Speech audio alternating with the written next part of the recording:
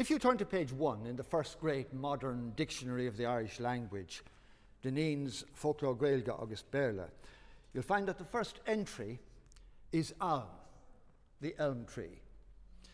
Not because it is the first word, but because it is the first letter in the Irish alphabet. When Irish became a written language in the 5th century, the experts charged with the task of distilling the basic sounds of the spoken language to form the letters of the alphabet chose trees with which to name them.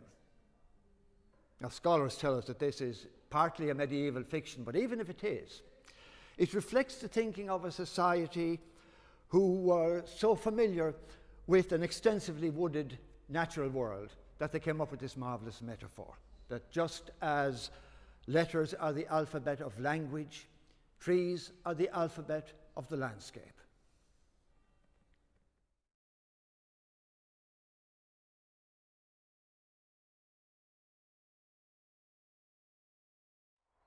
And indeed, in its day, the elm was one of the dominant trees on the fertile soils of the lowlands, along with oak.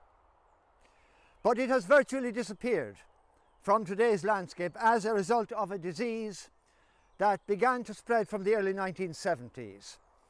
A fungus disease transmitted by elm bark beetles of such virulence that within a few decades, elm trees had virtually disappeared. The tree tries to defend itself by producing gum-like substances to smother the fungus, but this has the fatal side effect of blocking its own circulatory system, with eventually fatal results. Although we no longer have elm trees, elm is still common in old hedges.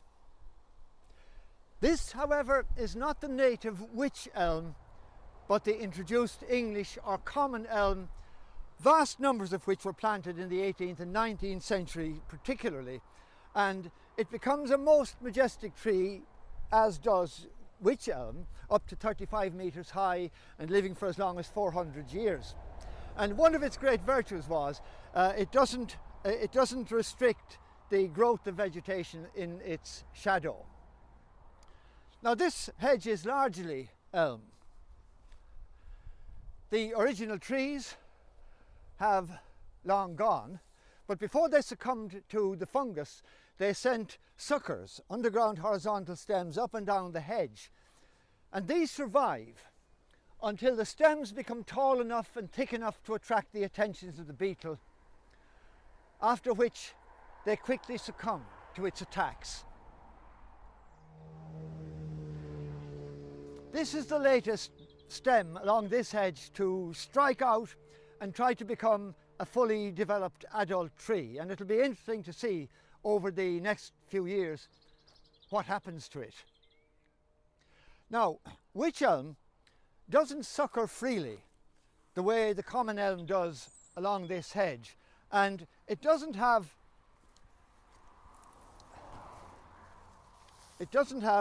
the corky ridges which are such a characteristic feature of the young stems of the common elm.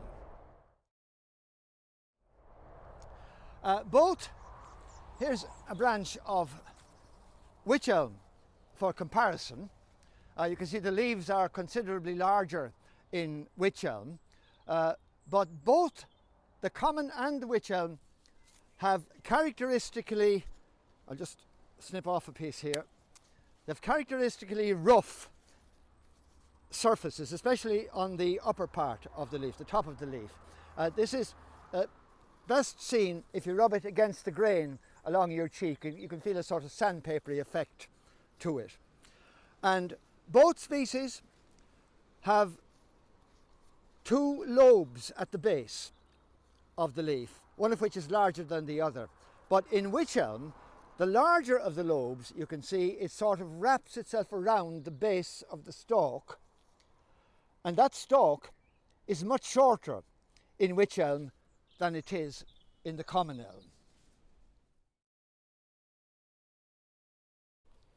Here, under the bark, engraved on the wood of a dead tree, are the tunnels of the scolyted beetles that transmit the disease.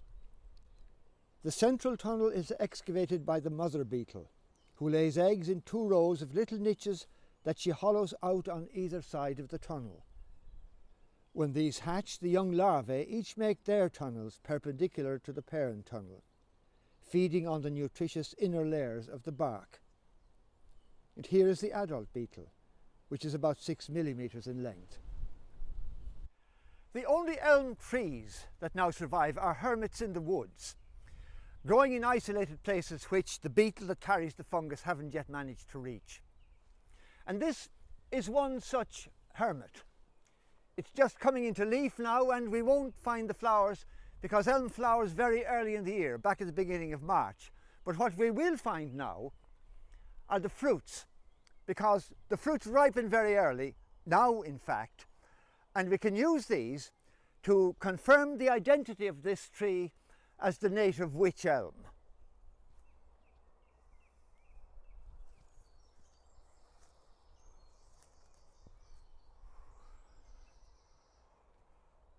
In wych elm, the wing has a very small apical notch and the seed is more or less in the centre of the wing. In the introduced English elm, the apical notch almost reaches the seed.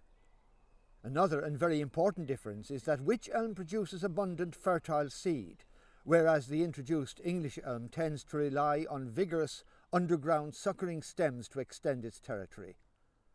However, if these seeds don't germinate within a few weeks, they'll lose the power to do so. Surprisingly, elm only made it onto the second sevens team in the Old Irish tree list. Surprising because the timber was so valuable, and not just the timber, because the foliage, the leaves, were used for animal feeding from as far back as prehistoric times, and the staves were used for making wattle walls.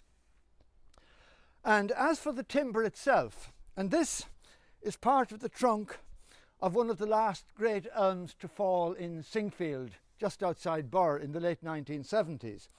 The timber was widely used in boat building and house construction particularly, and for making water pipes and wheel stocks.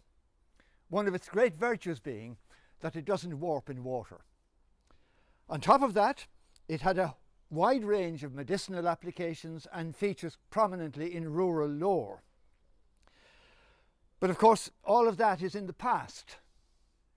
But the great elm decline of 50 years ago might affect you personally and intimately in ways you might not expect. Because traditionally, the favourite timber for making coffins was elm. So if you're thinking of a traditional elm coffin, you may have to now think of something else. This is not the first time that elm has suffered such catastrophic decline as a result of this so-called Dutch elm disease. Elm virtually disappeared from the forests of Northern Europe around 5,000 years ago. And for a long time, this was thought to be due to ring barking of the trees and lopping of the foliage as fodder by Neolithic farmers. But pollen studies have shown that people were farming a century before this Neolithic decline.